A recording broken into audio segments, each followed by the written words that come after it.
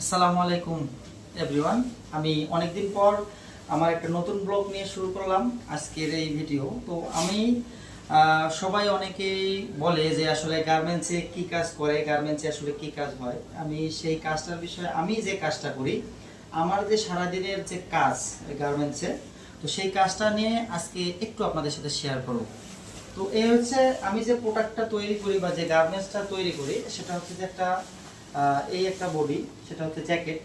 তো এই জ্যাকেটটা আমার হচ্ছে, এই একটা জ্যাকেট, আমার কাজ হচ্ছে যে এই জ্যাকেটটা বানানো।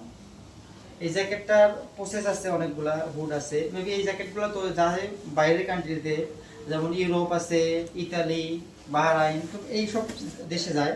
তো এইগুলারে আমার কাজ হচ্ছে এই প্রোডাক্টগুলো তৈরি করা। আমার কিছু ওয়ার্কার আছে, আমার কিছু সুপারভাইজার আছে, এদেরকে দিয়ে এই প্রোডাক্টগুলো তৈরি করা হয়। তো এই কাজটা হচ্ছে আমি করি, এই প্রোডাক্টগুলো সবসময় বানাই। তো এইটা হচ্ছে আমার গার্মেন্টসের সারাদিনের দৈনন্দিন ওয়ার্ক। তো এইটা আজকে শুধু আপনাদেরকে জানালাম যে আমি আসলে কি কাজটা করি।